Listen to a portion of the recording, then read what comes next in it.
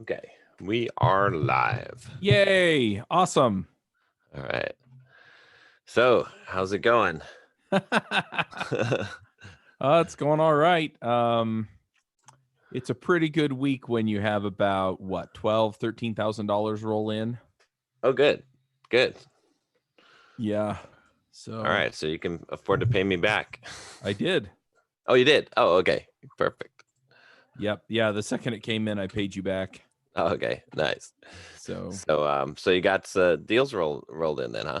yep. And I've had a few others that we're finalizing details on, or that I've closed this week too. So Good. it's definitely still rolling along. I've almost got my team on board. That's turned out to be a whole lot more work than I thought it was going to be, just to get them to the point where they can start tossing people into the sequence. But yeah, it's been pretty solid so far. That's good. That's good. So what so how's it like the pipeline is working then? Yeah, it's working. I moved everything over to Gmailius because it made it Okay. easier for me to collaborate with my team on it. Yeah. And it also allowed me to write a sequence that had like 12 emails in it instead of 5.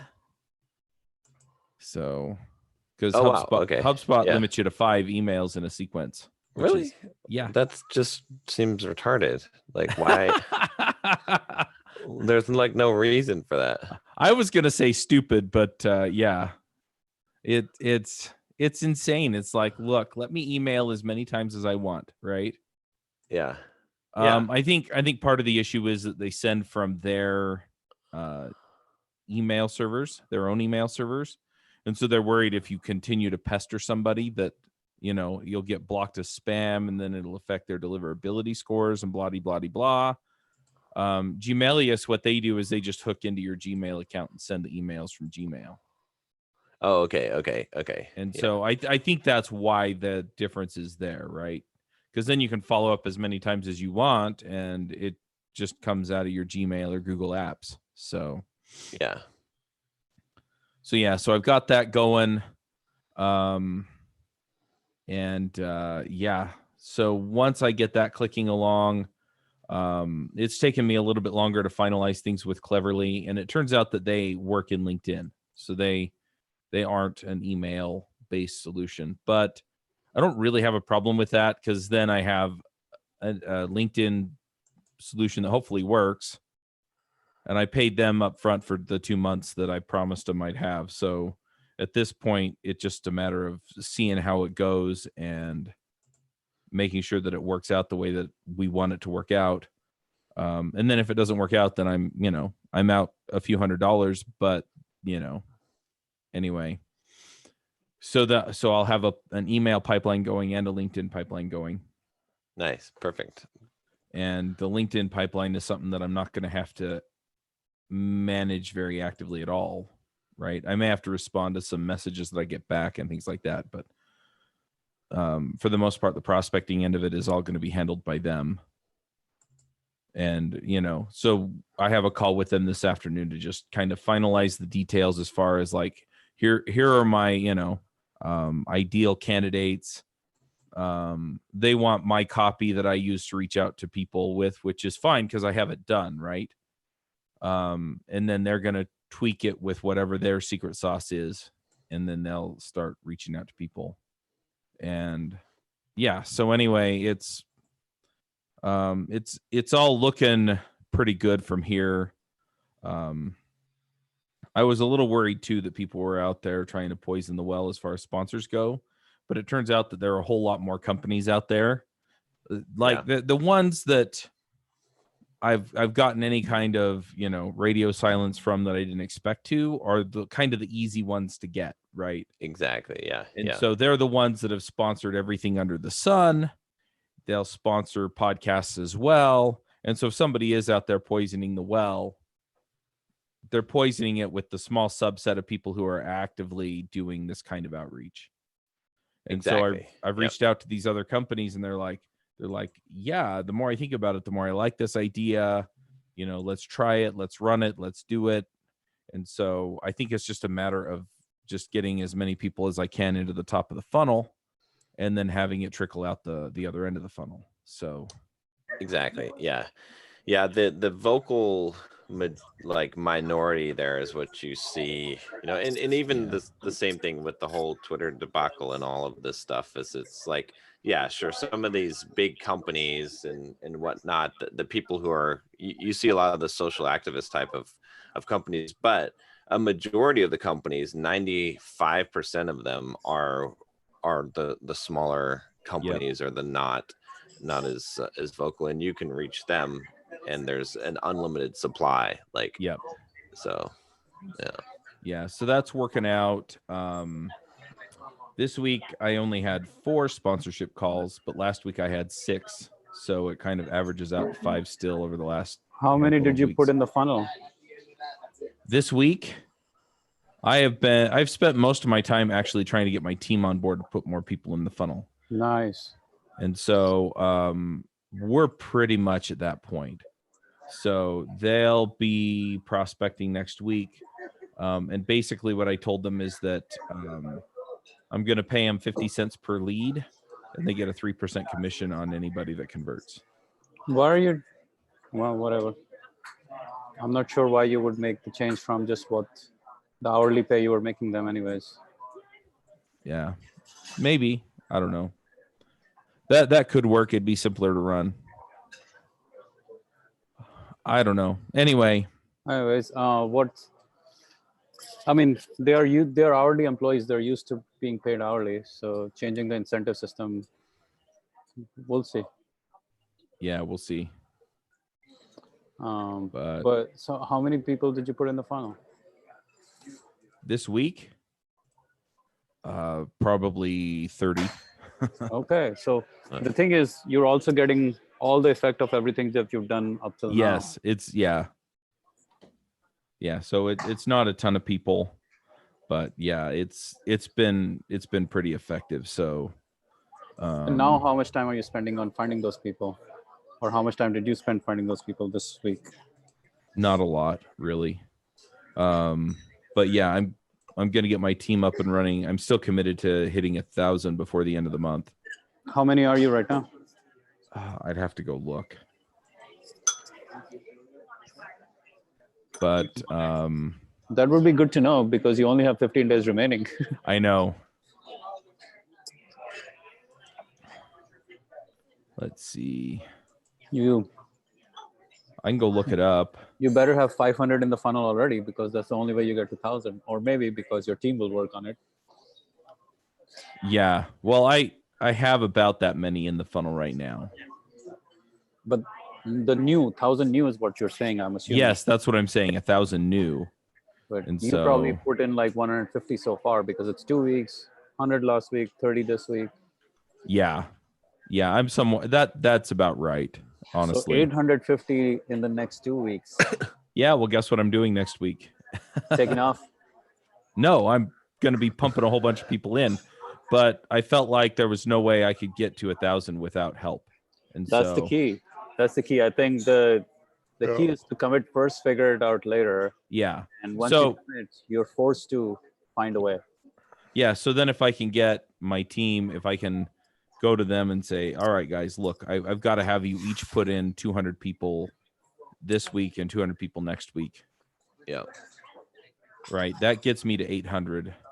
And then if I can put a bunch in and they somehow don't reach it, then we'll still hit 1,000. Well, I think if your team is doing it, you should step off it. You should do other more You should- important activities like marketing, the email, like improving your email funnel, improving your phone call funnel, recording the calls, trying to see if you can do Yeah. anything, following up on the invoices and all of those things. You shouldn't be, if you have trained your team to do it and they are able to even pull up like 50 new accounts, let them run Yeah. with it. Next week they'll probably do 100 and all of that. I think they should be able to do a lot more because if they're 50 cents per account, that's like, or 50 cents per email, they better do a lot. Yeah. Either ways, I think if you've already spent all this time training the team, now you shouldn't be doing that work. You should be doing hire higher That's level. fair, but I committed to doing 1,000, and so if they don't do it, that means I have to do it. Yeah, okay, that's fair too, because it's commitment. That's true. Yeah. Though, And so yeah. I'm not. Okay. I don't feel good about basically, saying, well, I did everything I could to set them up to do it, and then it didn't. How many happen. people do you have in them? Have them working for you now? So I've got 2 people doing the lead gen. Okay.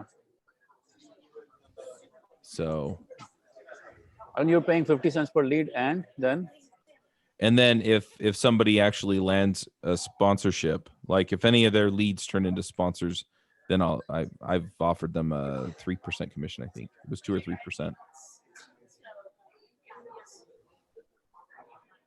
how many leads can you generate in an hour? How many can I? Mm-hmm. A couple dozen, if I'm really clicking along. 20 leads in an hour. Yeah. So it's Okay. still $10 an hour. Yeah. But now you're paying 3% commission, which is pretty big. Yeah. Well, we'll see how it goes. I can adjust it later if I have to. Well, you can't adjust it down. Yeah. That's the thing true. is, like, if you have hourly employees, you don't want to mess around with that unless you see their performance is changing, because they are not motivated Yeah. by the same way as we are as entrepreneurs. So they may or may not do as well a job as you think they might have Yeah. with hourly. But you already gone down the path, Yeah. and you can't adjust down now. So what It's you could fine. have done is given them an option, which one would you prefer, and see what happens if they actually say, oh, I would actually like to do that, or would like to do this. Yep. Because a $5,000 contract costs you $150 extra. Yeah, it does. $10,000 contract costs you $300. Yep.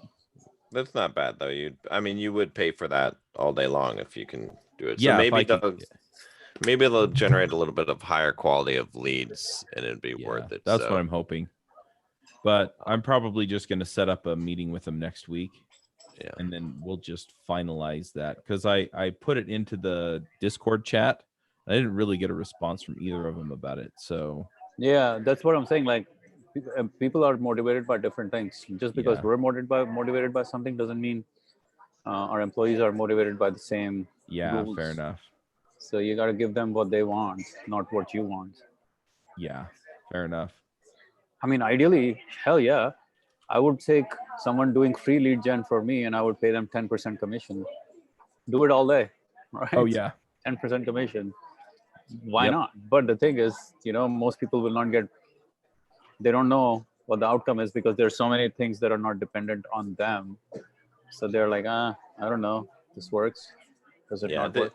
unfortunately, like the reason why I think the psychology behind it, I try not to incentivize people now, because I realize that the motivation for potential gain is less than the motivation for potential loss, right? So Yeah. it's better for someone to think, if I don't do this, I'm going to lose my job, than if I do this, I can make a lot more money. Yeah, I was yeah. actually going to say, if I'm paying them an hourly rate and I'm saying I expect to see so many leads in the pipeline Per hour. Boom. Yeah, that's Right. better. Yeah. You got a system going. Even if it's, imagine, man, you're paying them by the hour, 12, what is it, 12 or $4 an hour? What do you was pay? that? Say that again. $15 an hour? $10 Yeah. an hour? Something like that. Yeah, most of the people working for me, I've been paying around $15 an hour. So Okay, so $15 an hour, and you say, just bring me 15 leads per hour. Yeah. per hour. That's a bare minimum. And then here's the thing. If you ever read the book Build to Sell, he talks about how it's better to have 2 salespeople than 1, because they're competitive and they'll compete against each other. Right. The simplest thing you can do is have a running spreadsheet and literally let them fill the spreadsheet. Today, Mark worked for 4 hours, got 60 leads. while Julie worked for 4 hours and got 100 leads. What the Yep. hell's going on, Mark? Right? They will self correct, and they will Yeah. self improve, Yeah. and that is your winning game here. Like letting them compete against each other, and Yeah, not look fair enough. bad in a meeting where, oh, I don't know why I only got this many leads. Yep.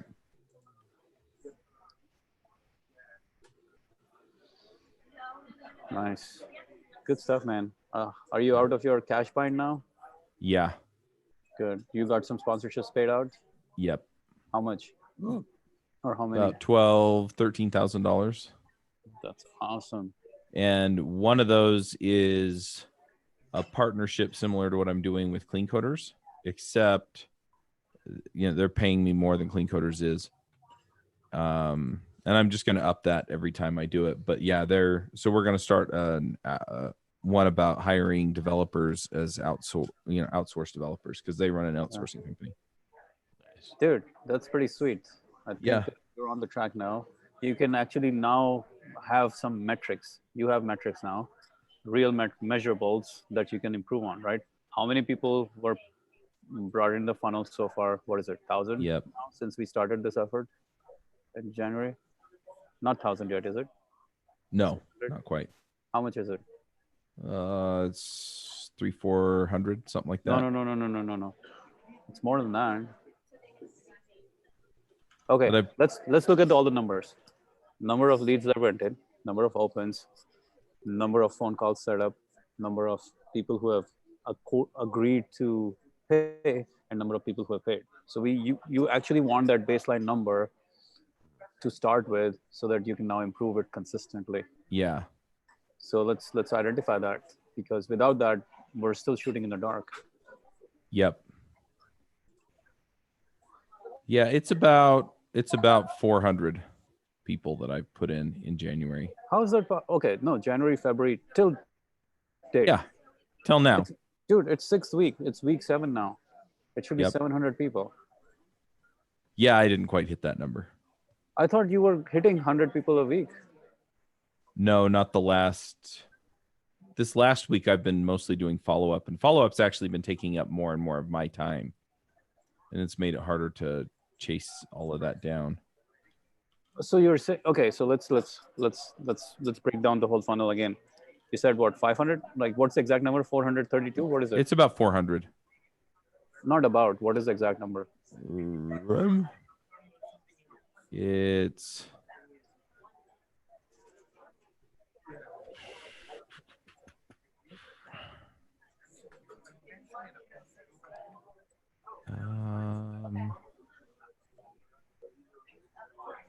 in the funnel.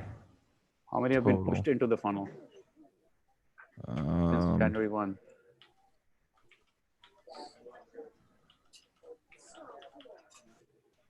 $489. Boom. Love it. How many phone calls? 23? 24? These are phone calls scheduled? Or phone calls scheduled, yes. Or executed? All of them were executed except 2. So 22 phone calls. How many people? So you're saying 24 people scheduled phone calls and 22 actually showed up for the calls? That's unbelievable. That's good, yeah. That is crazy. That never happens. Are you sure about that? That would I'm make sure. sense in this case, right? Because this is like a C2C, B2B. Yeah. Okay. B2C, it wouldn't make sense, but Okay. So 24. So you're at 5% batting average right now, Yeah. right? 489, 24. That's precisely 5%. 24. Pretty close, yeah. It is 5%. 24 of 480 is 5%. So, and out of those 24, how many have converted to wanting? How many have expressed, like they have said, yes, let's do it? I have to go look. I've also got a few of them on the hook, right, that I'm still following up with, but they just haven't. Let's see.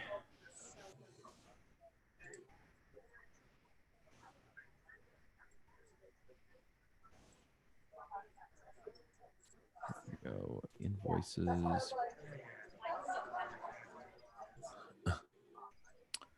1, 2, 3, 4, 5, 6, 7, 8, 9, 10.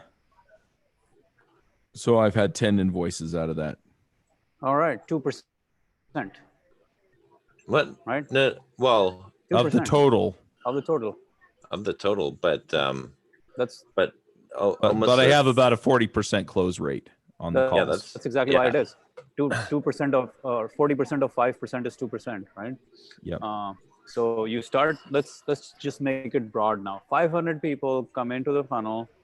You have 25 phone calls, and 10 of them converts. So you're 2% conversion right now. Yep. And what's the average order price? That is a good question. Let me math that up real quick. Yeah. Or just give us the total so then we can math it up as well. We can actually evaluate what's the value per lead to you right now in the business. Exactly. And what's the value per call.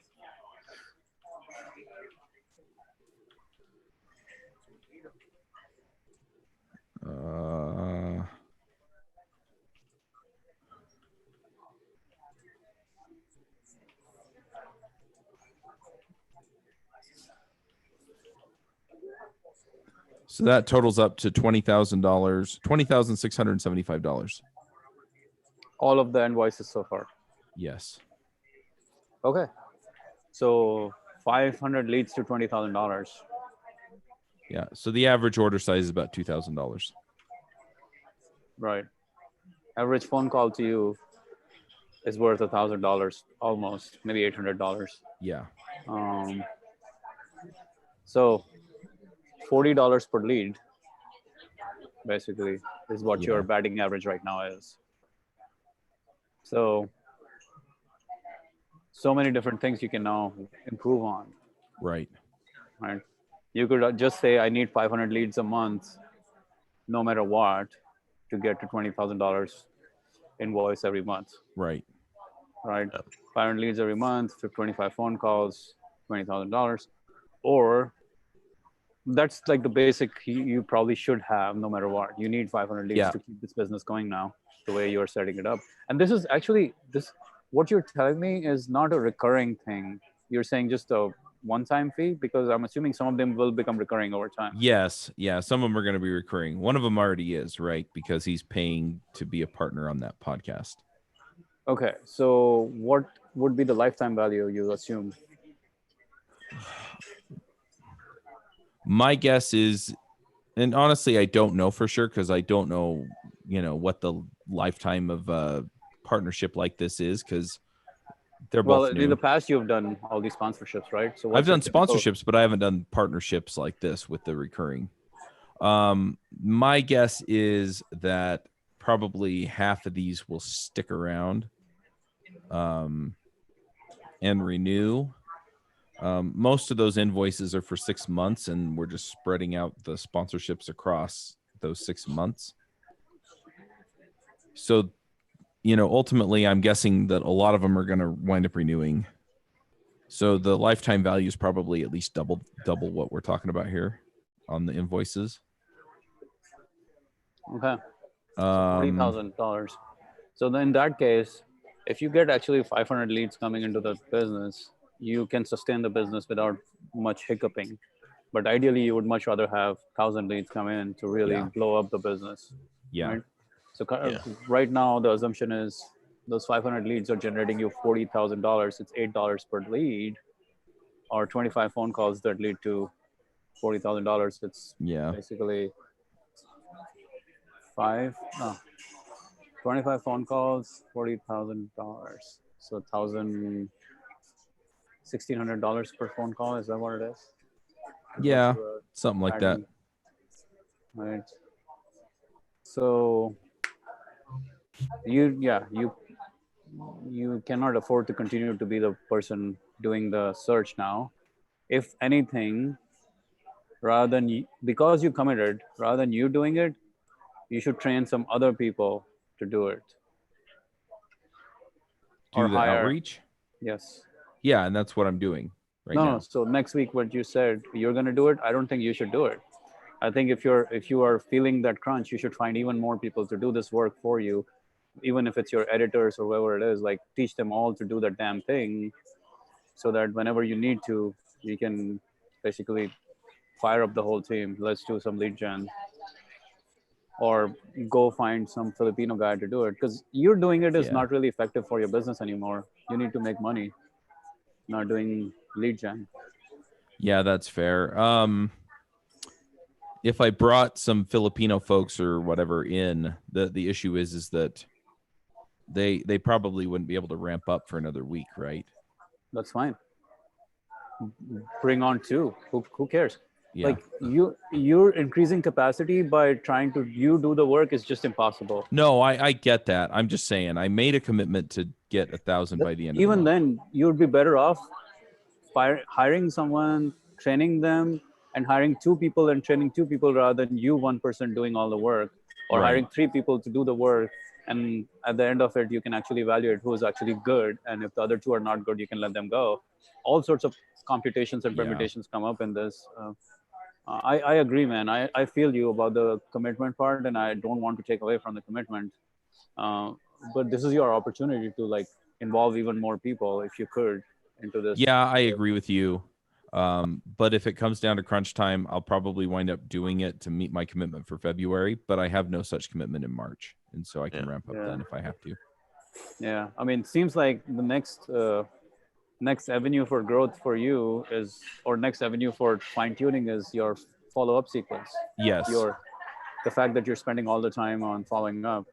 Yeah. So some of the things that I'm going to be doing there is, yeah, first of all, I'm going to be putting all these people through the sequence, right?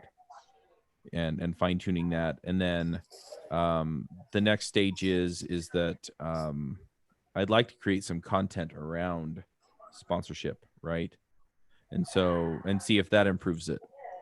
So I can put the time into creating a video that's like, okay, here's how you promote through podcasts, and then here's how you promote as a sponsor, here's how you promote as a guest, here's how you promote as having your own podcast, here's Right. how, and that way when I'm sending the emails out, then it's not just, hey, here's a wall of text, or hey, here's a quick story that about somebody that succeeded doing this. But if they prefer to see it in video, they can see it. If they want to join a LinkedIn group about promoting through podcasts, they can do that.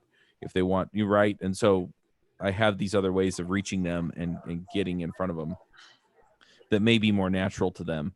But I need to get this process clicking first. Yep. And then see if it improves it by adding in, links to the videos, or embedding an image off, an image off the video that links to YouTube or whatever.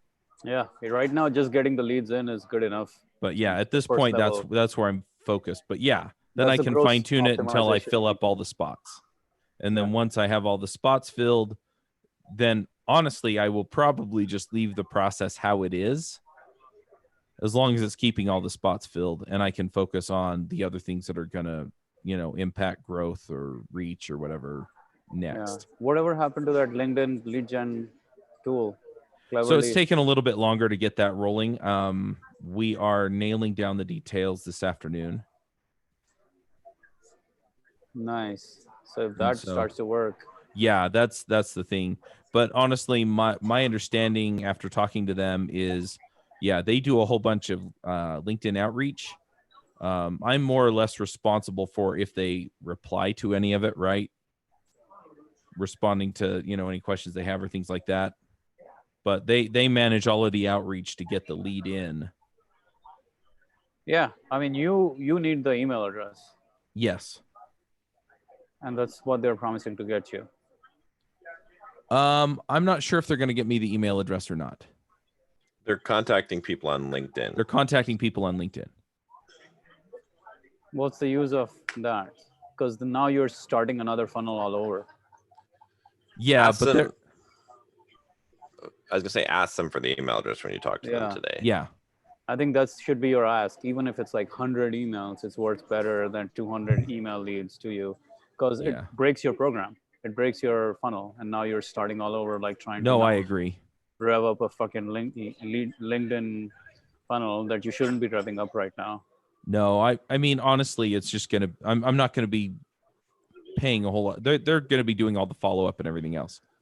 But yeah, Okay, so the key is, unless they are bringing you phone calls, yes, it's not exactly.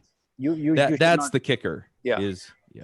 Unless they're bringing either emails or phone calls. Anything in between, you have to say no, not right now, maybe later, Yeah. because it's just a waste of your time right now. Maybe later, once you have this system figured out, you can go to LinkedIn and do that shit. But I don't think right now you should diversify your efforts by doing all of this craziness, by going on LinkedIn and doing a complete follow-up sequence on LinkedIn and complete follow-up sequence on email and trying to automate all of this shit. You'll just go crazy.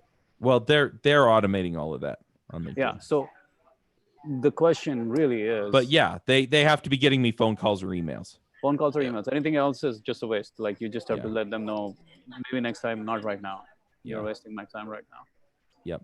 It's easy to get seduced thinking that, oh, email, LinkedIn leads are worth it, but not to you right now. They probably are. No, because I don't want to be in another system chasing down that stuff too. I agree. That's the key. Yeah. So you have to say no to them if they don't agree to that requirement. Yep.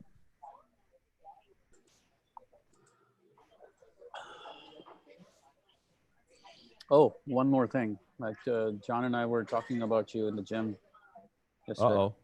Dude, we think about you more than you think about us. I don't always know what I can do for you guys. No, there's nothing. We were talking about the idea that you should have a lot more affiliate links in your sponsorship posts or sponsorship. Yeah. Or- I agree, and I've been looking at that. I've also been promoting like Interview Cake. I'm getting ready to do some promotion with your courses in particular.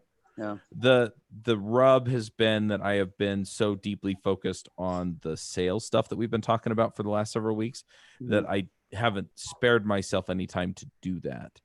And yeah, if I can get the team clicking along to start filling those in, then yeah, my plan is to go back to the, Michelle, my production manager, and just say, look,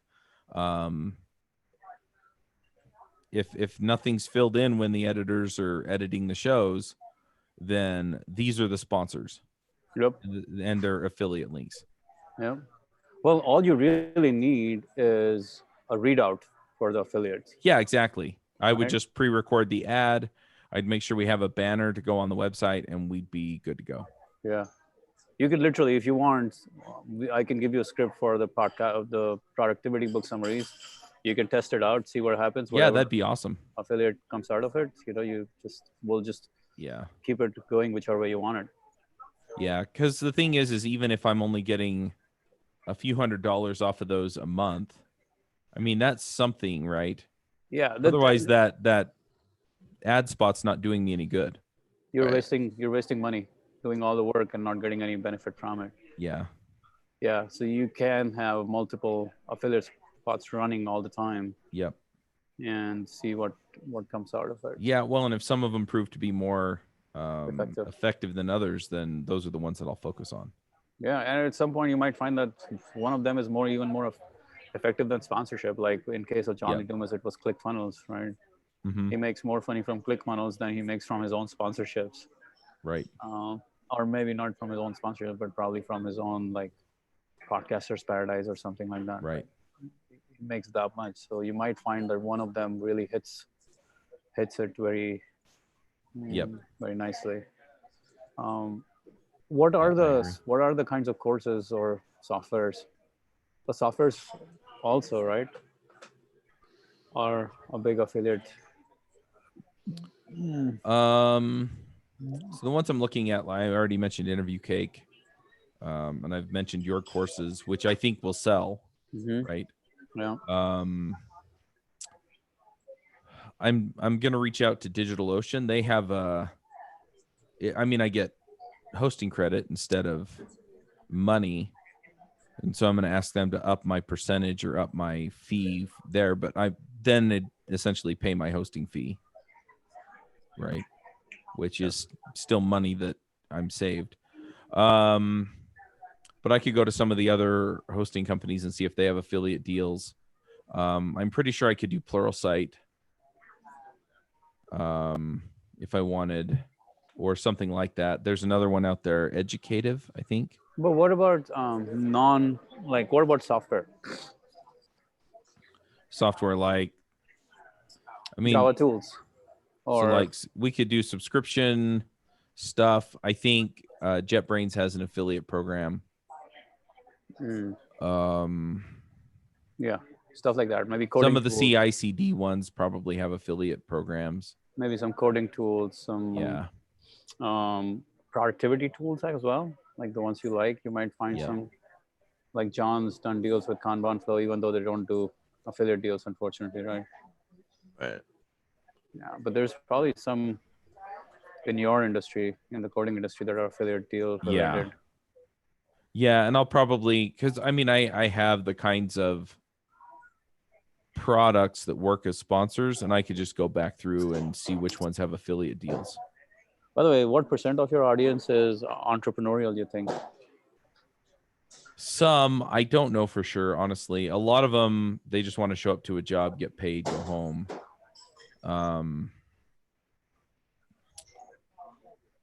There's probably 5 to 10% maybe.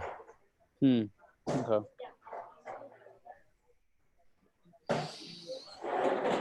Because there's a lot of entrepreneurship tools, but then even hosting doesn't make sense for you because only 5 to 10% are going to use it.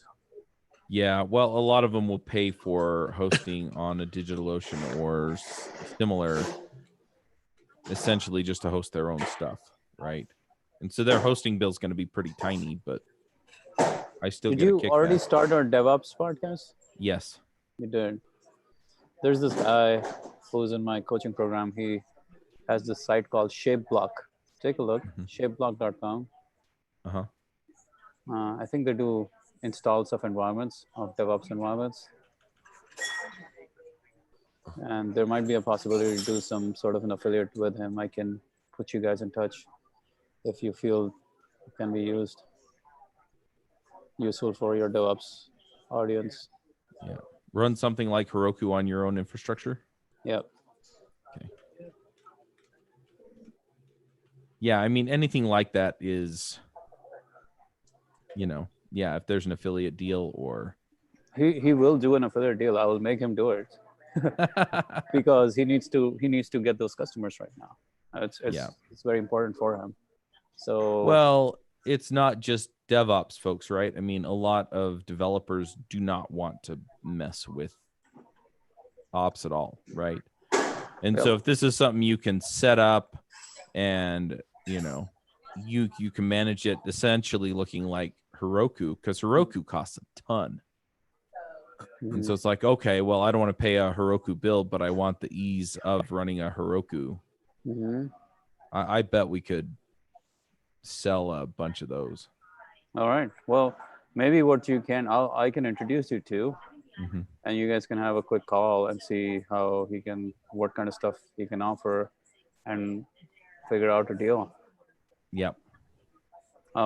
Maybe you can get him on the podcast and that would be his promotion to get into the deal.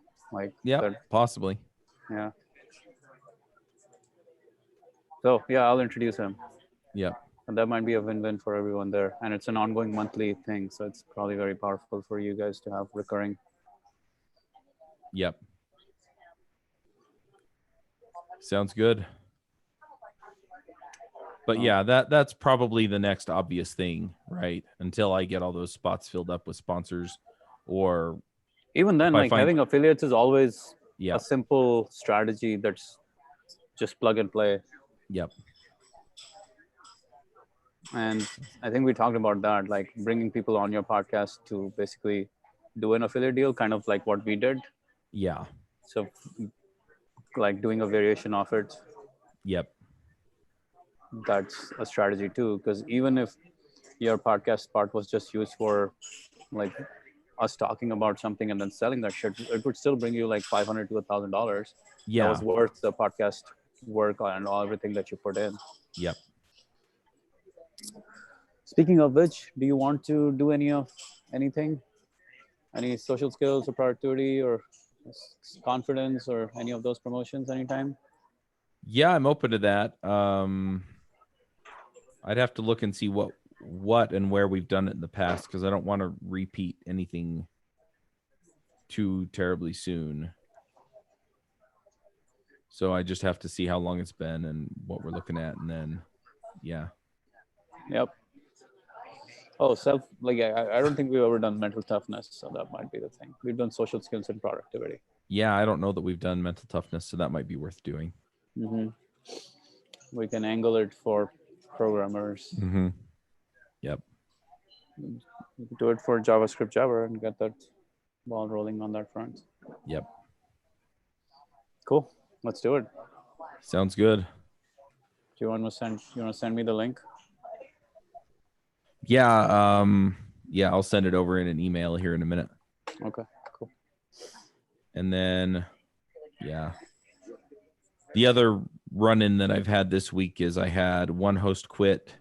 I don't think it came up last week, but this week I had a host quit because they don't like that we started the Clean Coders podcast with Bob Martin's company. Oh yeah. I think one strategy you could really employ now that you're building this machine is have a sponsorship spot where literally people submit application to be on the podcast. Yeah, I should do that. I really should. If there's a spot available on that show, then I should just. Irrespective. Oh yeah, that's true. Just keep one running for every show. By the way, if you are interested in being on the JavaScript Jabber, you can submit your application right here. Go to javascriptjabber.com/submit or /apply. Yeah. Something, because then you always have. Then I have a list of people I can go to when. Yeah, rather than like feeling hostage to these people and letting John fall asleep on you. Yeah. Yeah, that's true. The other thing is I can also just let them know, look, if we're shorthanded one week, this is the list I'm going to dip into. And it gives value to the whole thing rather than people thinking that, oh my God, I have to do this. Now it's like, shit, apply. And if I don't do a good job, I'm going to get kicked out and someone else is going to take the spot. Yeah. And you can basically have that spot running on every podcast, like whether it's JavaScript, Java, or Ruby, or whatever it is, every one of them, you can say, if you want to be on it, apply. Yeah. Now you have a machine that can work without you at some point, I think pretty soon. Yep. Yeah. And I can put it out there and essentially just point out, it's not a guarantee that you're going to be a regular host on the podcast, but sometimes we even just need subs. Don't even say anything like that. Just say, if you're interested in being one of the hosts. Yeah, fair. Podcast, if you enjoy talking about Java, if you enjoy talking about Ruby, apply. That's it. Let them self-select, because they will tell you, like, that's true. Ask, how interested are you? How often do you want to be on it? And you can have them fill out a questionnaire, standard questionnaire for every one of them. But now you have a database of people available that even they can replace you. That's the beauty of all of this. As the host of a lot of those things. Yeah. That would take a huge load off of me. I mean, I love recording podcasts, but honestly, I'm getting burned out on it because I'm doing so many of them to keep them up and running. Yeah. The more you can bring in those people, the less you will be doing these things. And maybe you'll just be doing 1 or 2 podcasts a month at that point, a week at that point. Yeah. Yeah, I could show up for the ones that I want to be on. And you can always show up rather than have to be there, which is a big difference. Yep, absolutely.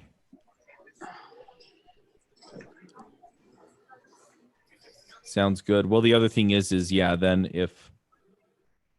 if I get put in a bind, that, the other thing is I can also just interview them and just, you're in, you're out, as I have time. So let them submit an application, man. Yeah, they submit an application and I can rule them out based on that, or I can say, okay, let's talk and see how you'll do. Yeah. And then I can be more picky. Building the other side of the system, basically. Well, the other thing is I can also, pull why don't you come on as a guest and we'll see how you do, right? And so then we're filling content as well. Yeah. You could even charge them $50 a month to be a host. So another podcast network. that more or less split off from us that shall not be named. Yeah, I got told by them, we're paying our hosts $50 an episode. No, charge them $50 I an know, episode. But they said they were paying their hosts, and I was like, okay, but I know you're running a deficit every month on your business anyway. It's the other thing is $50 a week it's not any more incentive to keep people showing up. And for most of those folks, $50 an hour is just, it's not worth it. Yeah. It's not that much. No. So that's why I never did it, because I didn't want to ever have anybody come to me and say, well, I'm carrying this show, I should be getting $1,000 an episode. Yeah. No. So no, they should pay you, honestly, because it's a brand building. Well, that's the thing that I think is so funny is I had a couple You're people, the kingmaker. Yeah. I had a couple people come to me and essentially say, well, we lent our reputations and our hard work to the podcast and we don't have anything to show for it. And I was like, you've got hundreds of podcast episodes that you didn't have to pay anything to produce. Mm-hmm. Yeah. And, you know, as much as you're saying that you lent your reputation to the show also lent its reputation to you, and you've benefited from that. So, yeah. I mean, there's going to be a fight. That's why you need a long list all the time. Yes, I need a long list. You need and that will also mitigate any, you know, because I honestly don't have any illusions that something isn't going to flare up again at some point. It may be a year or 2 years or 5 years. And so then I can go to my list and I can say, hey, are you still interested? That's the evolution of an online content business. Initially, you do the work, you build the whole thing, and now now you have so much traffic that people want to contribute. And then like people want to pay to be on it. Like people want to pay to be on Fortune and Fortune and Inc. and all those things. Initially, you pay them, and over time they want to be paid. They want, they want to pay to be on your show. So it's like a process of evolution for a content business in some ways. Yeah, you go from paying to getting paid to create content, because you become the authority. Until then, you're just nobody. Yep. Makes sense. I've also had somebody offer to buy one of the shows from me again. Yeah. Yep. Would you sell it? No. Why? They were not selling a good multiple? Honestly, I don't even know what their number is. But you should entertain the number though. Yeah. What? You should always get a number. Yeah. And then you can choose to say no. What if they're giving you a ridiculous amount? Fair, but the thing is that I'm really interested in providing content for programmers, and that's kind of at the core of what I want to do. And so I feel like if I sell the show, then eventually I'm going to have to come back around to serve that community and start another show. So, which is fine. That's what most serial entrepreneurs do, is they sell their primary business and then they immediately build a competitor to their original business. Yeah, as long as there's no non-competes, go back and do another one. But yeah, I mean, I think you should always find out, right? It's like I have a thing. I never say no to anything. I only say how much, because there's a price. Fair enough. Guy who was asking John about the price. Yeah. I was just speaking to a recruiter like a couple months ago, and he was like trying to recruit me for a software development job, and I was like, yeah, I'm not interested. I'm not looking. He's like, well, let's talk. I mean, I was like, if you pay me $1 million a year, I will take the job. Yeah, that's true. I mean, there is a number, right? It might be ridiculous, but there is a number. Right. Fair enough. $1 million a year after taxes only nets you like $600K. Yeah, that's fine. Yeah. That's the truth, right? Yeah. More like 550. Yeah. Because now you have no write-offs. You don't have a business anymore. True. Yeah, that's true. So no, 1.5 million then. Yeah. It doesn't really get you that far. You only get to 800,000. To get to $1 million, you really need to ask for 2. Okay. Yep. Man, I got to run soon. Maybe we should do I was going to Or- say, I have a okay. podcast sponsorship call at 11:30, so in a half hour. All Okay. right. But yeah, it feels like we've only talked about my business mostly the last several weeks. I mean, where are you guys at? Is there anything that you need to talk through? Okay, so the big revelation I've had while we're doing this thing is I'm also working my flywheel, which is 5 book summaries a week. Right. That's basically the metric I have set for the business for myself, and I hold myself accountable with John, John being the witness. And the way it has Is that evolved, paying off?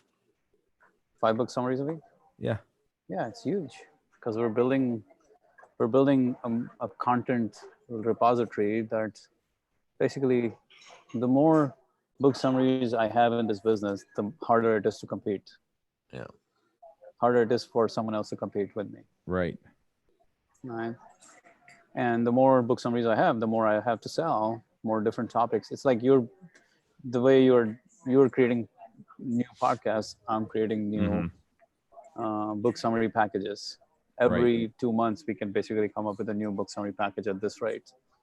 And that is crucial to the long-term growth of the business.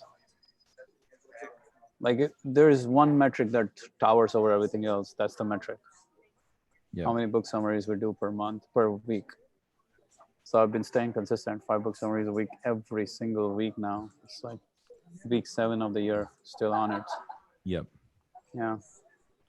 So that's been awesome. It's worked very well. And the thing I have learned, and the thing that we talk about a lot here in our discussions, is like the constant improvement of the process. It's almost like the process I had a month and a half ago is nothing like the process we have today. It's so much more streamlined, so much better, so much more effective. It takes lesser time from me, even though I spend the same amount of time with the team, because I'm constantly trying to train them to do the higher level thing. Right. And the higher level thing, and the higher level thing, and the higher level thing. So I'm spending more and more time with them to train and invest in them long term. And that allows the business to have a lot faster, like, rate of doing the book summary. So Right. I feel like investing in your employees is like investing in long-term employees, especially for core work, is one of the most important things in the business. And we have to identify what the core work is of the business. Every business's core work is different. Yep. So yeah, that's actually my thought for the day, which is you cannot build a great business without a great team, and you cannot build a great team without investing in them for the long term and spending their time and effort and energy to really show them the DNA of the business. It's impossible to do. We can build a lifestyle business, but building a legit business, it's impossible. You cannot do that unless you invest in people, unless you invest in smart people who are going to work for you. We're going to work for the business.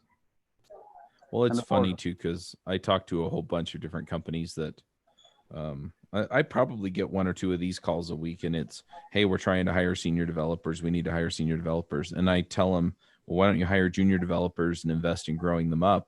And yeah, they're not willing to do it. And then they're not willing to pay them what they're worth after a year of growth.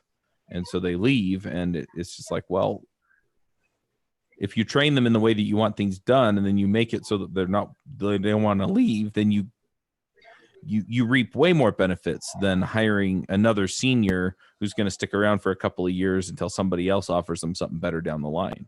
Yeah. Long-term investment in employees is one of the or long-term investment in team is one of the most important investments we can make in a business. It's way above quote unquote marketing investments, because people can do shit that you by yourself can never do. Yep.